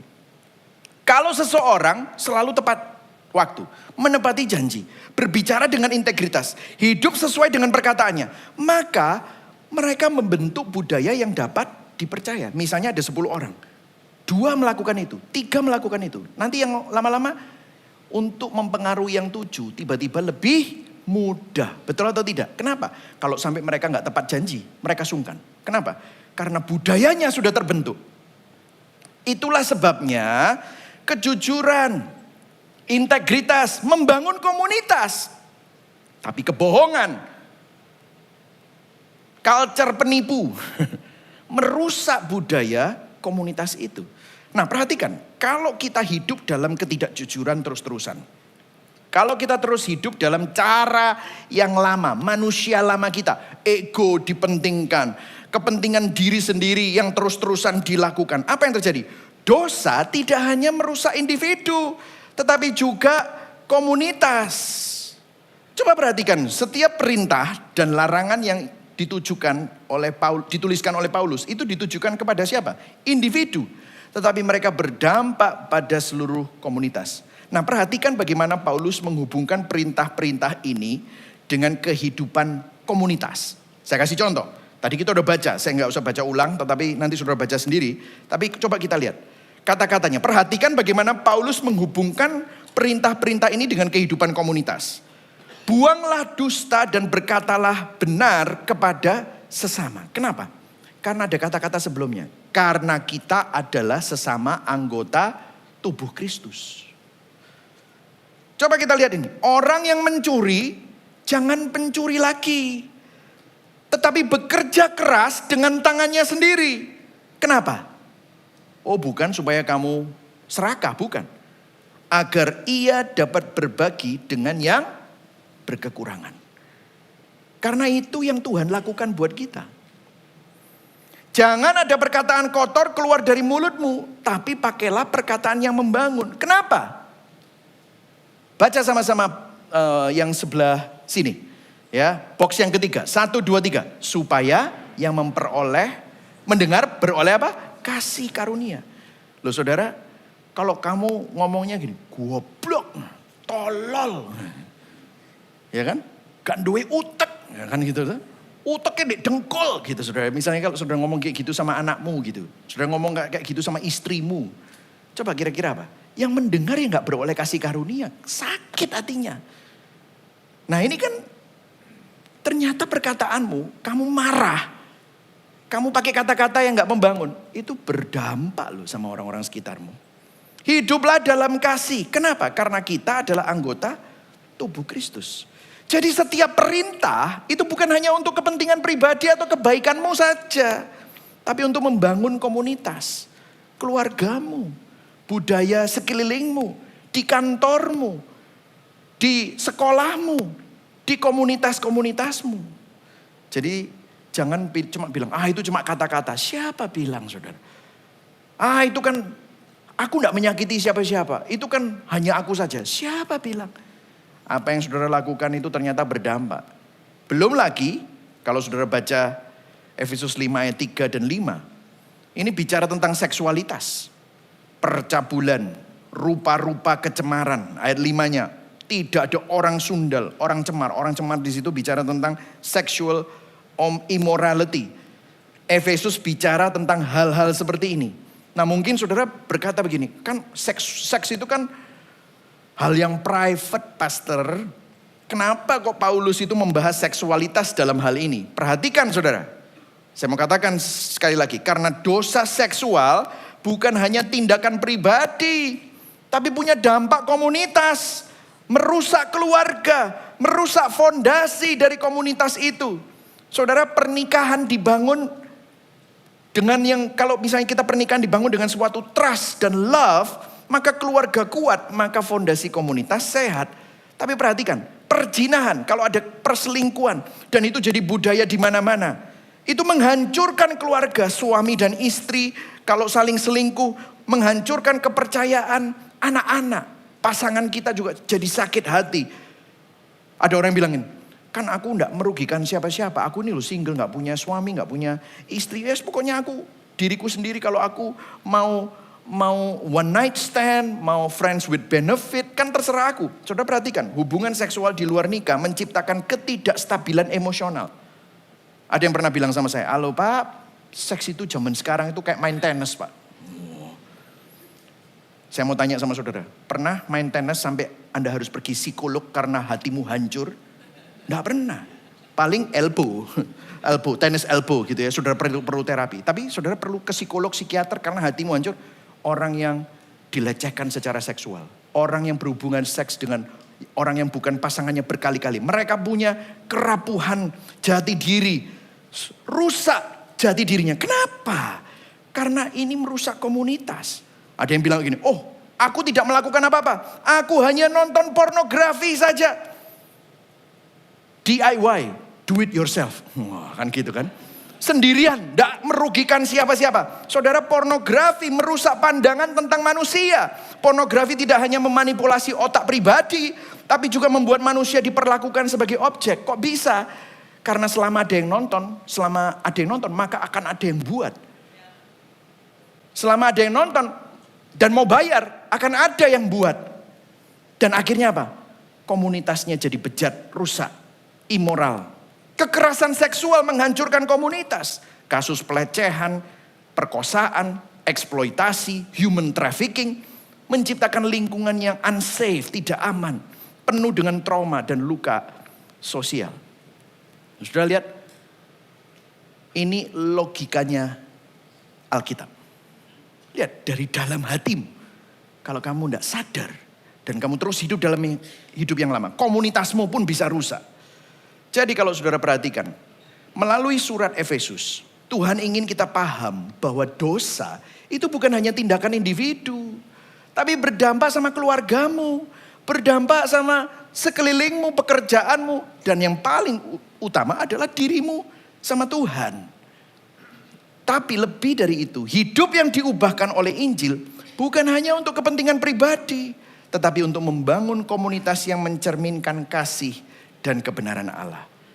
Karena Injil bukan hanya untuk nyelamatin saudara supaya masuk surga saja, bukan. Tapi membentuk cara kita hidup bersama sebagai tubuh Kristus. Hidup bersama sebagai keluarga Allah. Dengan demikian kalau saudara seorang suami, saudara akan menjadi suami yang serupa dengan Kristus. Kalau saudara seorang ayah, saudara akan serupa dengan Bapa di surga. Saudara seorang profesional, saudara akan serupa dengan Kristus yang mengasihi orang-orang di sekelilingmu. Berbeda hidupnya. Edmund Clowney di dalam bukunya The Church, gereja bukanlah sekumpulan individu yang terisolasi, tetapi persekutuan orang-orang yang telah didamaikan baik dengan Allah maupun sesamanya. Jadi seharusnya komunitas Kristen itu pasti beda, saudara. Vibe-nya beda, budayanya beda. Orang berinjil hatinya sudah diperbarui. Makanya di akhir khotbah selalu apa? Gospel people. Wah, orang berinjil. Tanya sama sebelahmu sekarang ya. Tanya, kamu orang berinjil atau tidak? Ayo, tanya. Kamu orang berinjil atau tidak? Gospel people, amin saudara. Karena kalau gospel people, pasti hidupnya berubah. Yang setuju katakan amin. Amin. 2 orang.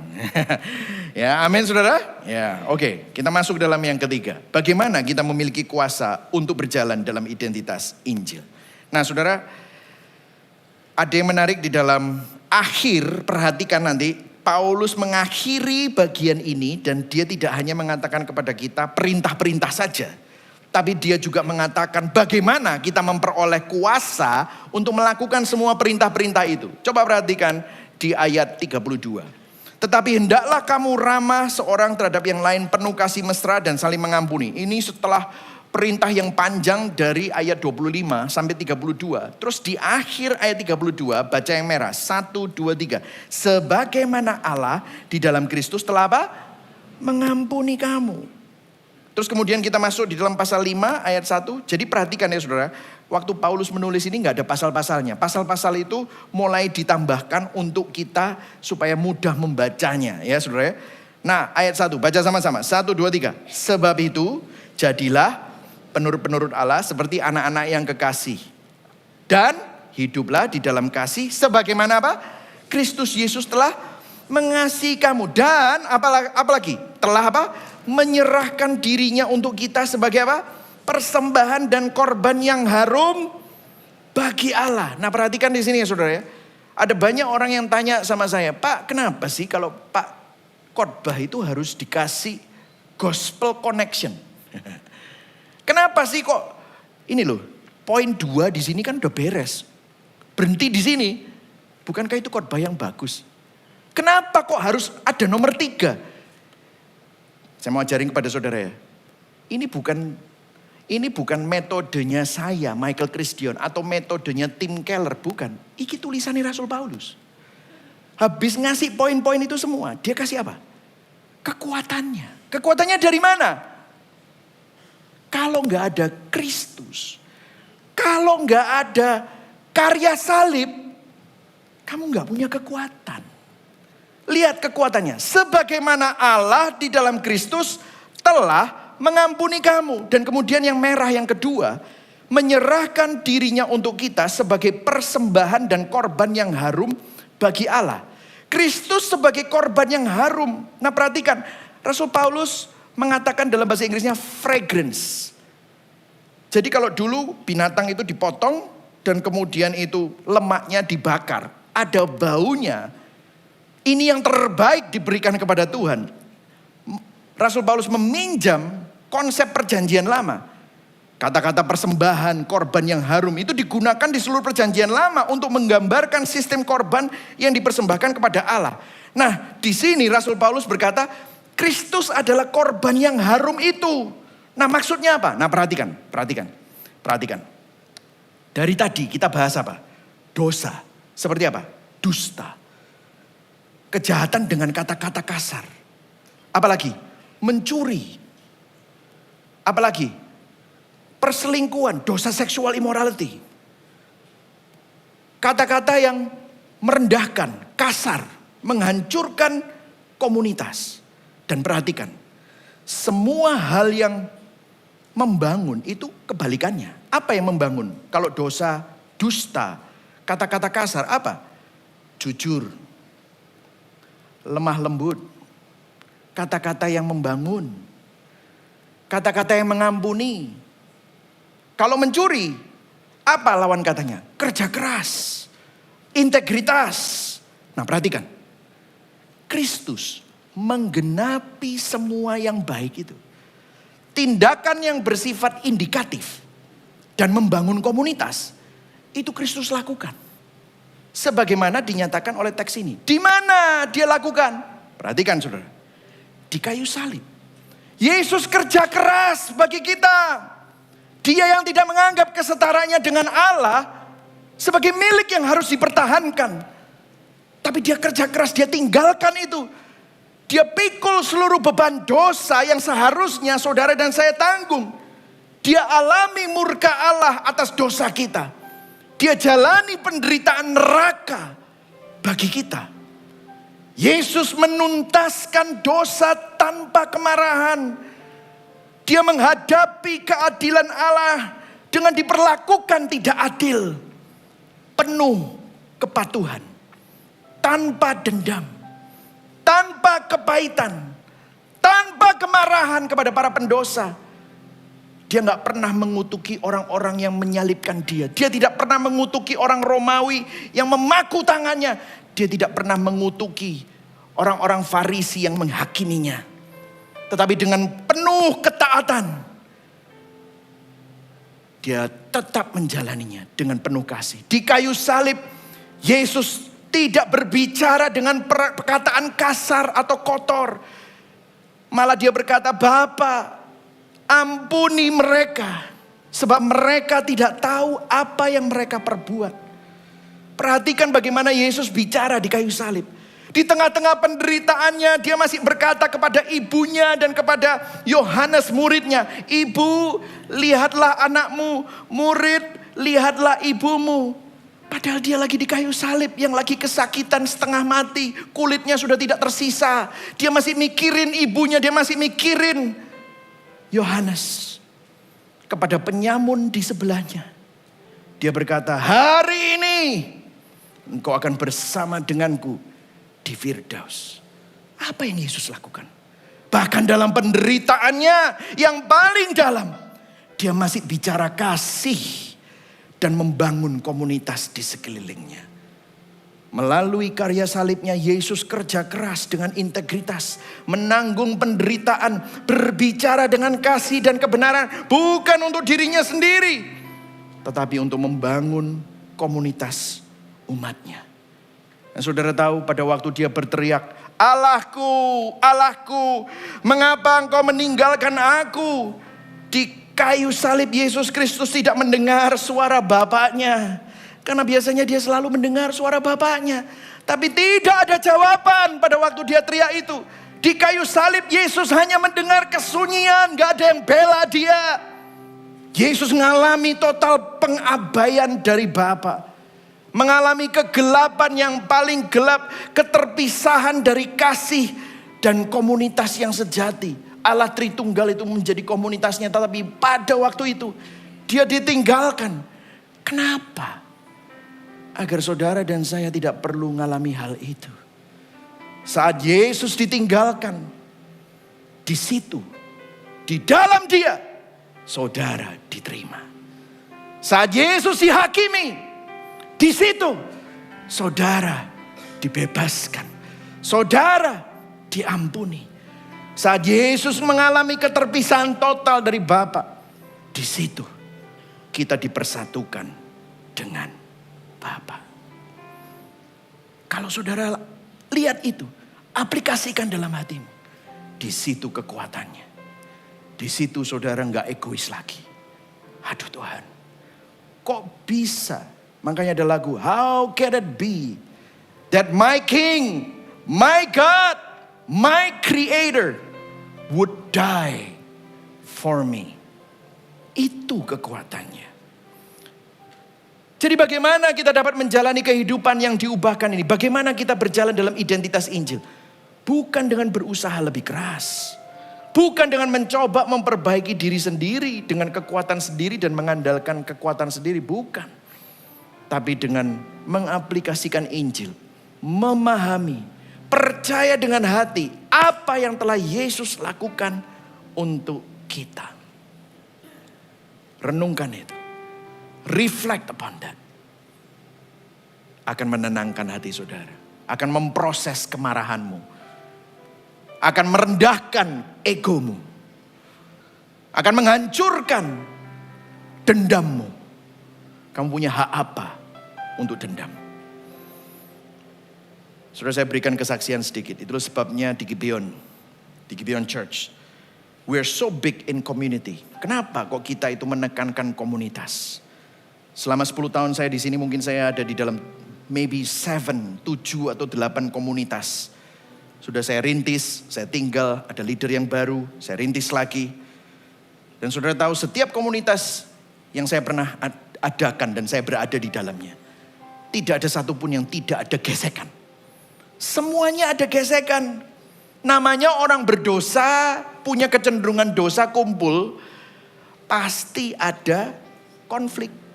Pasti ada yang tersinggung. Pasti ada yang sensi. Pasti ada yang baper. Pada waktu ada gesekan, itulah yang namanya chaos. Di situ Tuhan izinkan untuk mengekspos semua yang ada di dalam diri kita. Ego kita. Kemarahan kita, latar belakang kita, kesombongan kita. Dan itu diizinkan untuk apa? Memproses hati kita. Saudara punya pilihan. Pada waktu itu terjadi, apa yang akan saudara lakukan? Saudara mau pakai cara hidup yang lama, seperti narapidana tadi? Atau saudara mau pakai lensa Injil? Saudara jadi manusia baru, atau mau pakai manusia lama? Saudara mangkel, percuma. Karena saudara cuma pikir dirimu sendiri. Saudara mau gak bertobat? Pakai lensa yang lain. Melihat dari lensa hidup berdasarkan ego, atau kita mau lihat konflik dari lensa identitas Injil. Evaluasi hati kita. Kita mau ikut cara mana? Cara manusia lama atau berjalan dalam identitas Injil. Nah, kalau saudara berdosa, siapa di sini gak pernah berdosa? Gak usah angkat tangan, nambah dosa. Yes, right. Yes, right. Tapi gini loh, saya pun juga gagal. Waktu saya gagal, saya belajar. Proses hati saya. Minta maaf. Saya minta maaf sama rekan hamba Tuhan. Saya minta maaf sama staff. Saya minta maaf sama leader. Saya minta maaf sama jemaat. Mengapa kok kita berdusta ya, bohong? Karena kita takut kehilangan sesuatu. Kenapa kok kita berkata tidak jujur? Nah, ini saya mau ajarin kepada saudara. Saya mau ajarin kepada saudara untuk memproses dosa saudara. Kenapa kok kita ini suka ngomong gak jujur? Karena jauh di dalam hati ada sesuatu yang kita lindungi, ada sesuatu yang kita sembunyikan. Kita merasa perlu untuk membela reputasi kita, merasa perlu mendapatkan persetujuan dari orang lain untuk mencari jati diri, approval, menghindari konfrontasi, untuk memproteksi sesuatu. Kita takut kehilangan sesuatu. Apa itu? Cari ono. Cari. Dari situ kita tahu, itu loh Tuhanmu yang asli. Kenapa kok kita bicara kasar? Karena kita ingin melindungi ego kita. Kita ingin merasa lebih unggul, puas dalam sebuah situasi. Ngerendahin orang, merasa superior. Artinya apa? Ya egomu itu jadi Tuhanmu. Kenapa kita mencuri? Kenapa kita serakah, tamak, iri sama orang lain? Karena kita kurang percaya. Kita curiga sama Tuhan. Jangan-jangan Tuhan belum memberi yang terbaik buat aku. Saudara tidak percaya bahwa Tuhan cukup bagi kita. Nah, kalau saudara temukan hal-hal seperti itu, bertobat. Artinya saudara mempercayai hal yang fana sebagai Tuhanmu. Bertobat. Dan kemana? Nggak cuma hanya itu. Kalau saudara menemukan berhala, itu baru awal. Habis itu saudara bertobat. Habis bertobat ngapain? Pandang kepada Kristus. Saat kita paham Injil, gak cuman hanya paham, Kita tahu, kita aplikasikan. Oh Tuhan, Engkau sudah mengasihi aku. Kalau kamu curiga sama Tuhan, lihat salib itu loh. Yesus melalui salibnya mengasihi saudara, mengampuni saudara. Saudara sudah dikasihi oleh Tuhan, diampuni oleh Tuhan, diberikan identitas yang baru. Sehingga kita tidak perlu lagi cari validasi dari dunia. Kita tidak perlu lagi membangun identitas kita sendiri dengan hal-hal yang fana. Kita tidak perlu lagi berusaha keras supaya diterima oleh manusia atau diterima oleh Tuhan. Kenapa? Karena Kristus telah mengorbankan dirinya untuk saudara, demi saudara, bagi kita, untuk kemuliaan Tuhan. Sekarang kita dapat hidup sebagai anak-anak Allah yang dikasihi Tuhan. Saudara gak bisa ngomong gini. Kalau ini kembali ke sini ya, saudara gak bisa ngomong gini. Kalau berdusta, saudara marah, jangan marah, jangan marah, jangan marah. Lihat mukanya dia tambah ngamuk saudara. Jangan dusta, enggak boleh dusta. Bohong saudara. Jadi kalau lawan dosa, itu bukan dipencet, diproses. Diprosesnya dengan apa? Gospel, Injil. Cari penyebabnya. Bawa penyebab itu kepada Tuhan. Bertobat. Khotbahkan Injil sama dirimu. Di situ amarahmu yang sudah mau meletus itu, waktu lihat salib Kristus, waktu engkau bertobat, tiba-tiba set, ampuni Tuhan. Tidak jadi marah. Kenapa? Yang berhak marah itu Tuhan. Tapi dia tidak mencurahkan kemarahannya atas kamu. Dia mencurahkan kemarahannya di atas Kristus di salib. Dia serap murka Allah. Supaya saudara dapat kasih. Tiap kali saya meresponi itu, habis kesombongannya, habis kemarahannya, bertobat saya. Mau gak saudara journey together with us? That's how saudara berjalan dalam identitas Injil. Apakah kita menghidupi identitas yang sudah Kristus berikan? Atau kita masih berusaha mencari identitas kita kepada hal-hal yang dunia tawarkan. Dalam perkataanmu, dalam perbuatanmu, dalam sikapmu sehari-hari. Apakah saudara membangun atau merusak komunitas di mana Tuhan tempatkan saudara? Apakah saudara mengandalkan kekuatan sendiri atau kuasa Injil untuk menjalani hidup dalam identitas Injil sebagai ciptaan baru? Caranya gimana? Pandang kepada Kristus. Pandang kepada salib. Khotbahkan Injil itu pada dirimu. Bertobat. Amin. Mari sama-sama kita bangkit berdiri. Sebelum kita naikkan lagu All I Have Is Christ, saya akan bacakan. Minggu lalu Pastor Dave bukan pakai orang berinjil, tapi gospel people. Makin keren aja dia. Ya, kita ngomong-ngomong sama-sama. I am gospel people. Ya, amin saudara gospel people ya. Katakan pada kanan kirimu, you are gospel people. Amin. Tapi bukan si paling gospel ya saudara ya. Nanti jadi Farisi gospel ya. Gospel people ya. Gospel people tidak berusaha mengubah diri sendiri agar diterima oleh Allah. Bukan. Tetapi dimampukan untuk berubah. Karena apa? Kita sudah diterima oleh Tuhan. Yang setuju katakan amin. Gospel people tidak berkata, ini hidupku, terserah aku. Enggak. Mereka sadar, mereka butuh komunitas, mereka butuh tubuh Kristus. Hidup mereka dipanggil untuk membangun komunitas Injil dengan kasih dan kebenaran. Gospel people tidak lagi mengandalkan kekuatan sendiri untuk jadi lebih baik, tapi bersandar pada kuasa Injil yang telah mengubah mereka dari dalam keluar. You continue to do this. Let me tell you, kalau saudara seorang suami, tiba-tiba saudara jadi suami yang seperti Kristus. Saudara seorang papa, saudara tiba-tiba jadi bapak, seperti bapak di surga. Hatimu lembut. Saudara yang keras, yang dendam, pandang pada salib. Seharusnya Tuhan dendam sama kamu karena dosamu. Tapi dia ampuni kamu. Di situ saudara bisa jadi pengampun. Saudara jadi istri yang baik. Saudara jadi mama yang baik. Saudara seorang businessman yang jujur. Kok bisa? Karena saudara sadar hidupmu ini pinjaman. Saudara hidup buat kemuliaan Tuhan. Mari sama-sama kita nyanyikan lagu ini. Dulu hilang dalam kelam, Hatiku tersesat. hatiku tersesat. bersama kan sengatnya buatku binasa. Harapanku telah menyimpang tolak kehendakmu. Kasih-Mu yang membuatku Terima anugerah-Mu.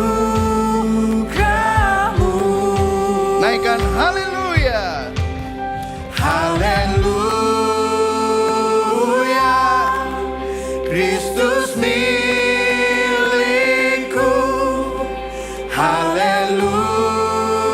Haleluya, Yesus hidupku. Amin. Deklarasikan waktu kita kehilangan arah. Doa sama Tuhan. Sewaktuku hilang arah, Buta akan kasih. akan kasih-Mu. Engkau melihat diriku, tuntun ke salib-Mu, dan ku pandangkan kasih-Mu. Kau tanggung dosaku, kau menyerap murka Bapa. Ku dapat rahmat-Mu. Oh, haleluya. Haleluya, Kristus milikku.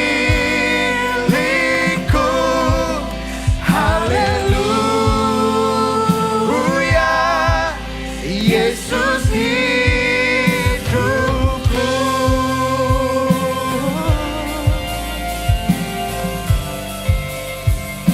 Sekarang kita jadi milik Dia. Katakan sama-sama. Sekarang ku jadi milik-Mu, Dan hidup dan bagimu. hidup bagimu. Bila ku taat. Bila ku taat dan teguh, itu karunia-Mu. Bapa pakai. Bapa pakailah hidupku. Sekali lagi. Bapa pakai hidupku. Sekali lagi. Bapa pakailah hidupku. Turut kehendak-Mu. Turut kehendak-Mu. Biar ku memuji. Biar ku memuji-Mu selalu. Agungkan. Agungkan nama-Mu. Haleluya. Haleluya, Kristus milikku. Haleluya, Yesus hidupku. All I have is Christ. Haleluya, all I have is Christ. Haleluya, Jesus is my life. Mari sama-sama kita berdoa. Bapa yang penuh kasih, hari ini kami mendengar firman-Mu dan kami diingatkan bahwa kami adalah ciptaan baru di dalam Kristus. Tapi seringkali kami masih hidup dengan cara manusia lama kami. Kami mengaku Tuhan bahwa masih ada seringkali kebohongan dalam diri kami. Masih ada kemarahan yang tidak terkendali. Masih ada perkataan yang seringkali kami pakai untuk menyakiti orang lain. Masih banyak ego, keserakahan dan kecenderungan untuk hidup bagi diri sendiri. Ampuni kami Tuhan. Ambil waktu saudara, minta ampun sama Tuhan. Kami sering lupa Tuhan bahwa kami adalah anak-anak yang sudah Engkau kasihi. Kami sering berusaha mengubah diri kami sendiri. Padahal Engkau yang telah lebih dulu mengubah kami di dalam Kristus. Ampuni kami, seringkali kami mencari identitas di tempat lain. Di tempat-tempat yang fana. Di tempat-tempat palsu.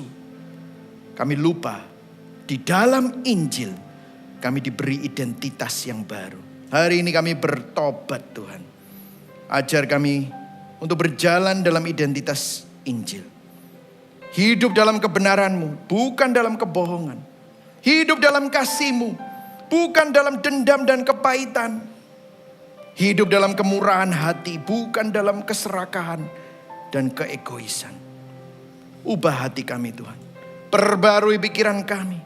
Pulihkan jiwa kami. Roh Kudus pimpin kami untuk hidup sebagai anak-anak-Mu. Biarlah kehidupan kami mencerminkan kasih dan kebenaran dan kemurahan hati Kristus. Saat kami memandang salib-Mu, kami percaya Injil bukan hanya menyelamatkan kami, tetapi juga mengubah hidup kami. Mengubah cara-cara kami. Sehingga kami hidup mempermuliakan nama-Mu. Terima kasih Tuhan. Saudara terima ini. Saudara terima. Kami berdoa Tuhan. Hamba-Mu berhenti berbicara, tetapi biarlah Injil ini terus kami renungkan. Dan Kristus kami pandang di atas segala-galanya. Sebelum kita masuk di dalam doa berkat, mari sama-sama ambil waktu kalau saudara memiliki kartu-kartu ini. Seperti tadi saya sampaikan, sebagai bagian dari liturgi kita akan mendoakan 3 orang. Kalau saudara belum punya orang-orang yang saudara doakan, hari ini minta sama Tuhan. Tuhan, ada begitu banyak orang di sekelilingku, aku gak mau hidup egois.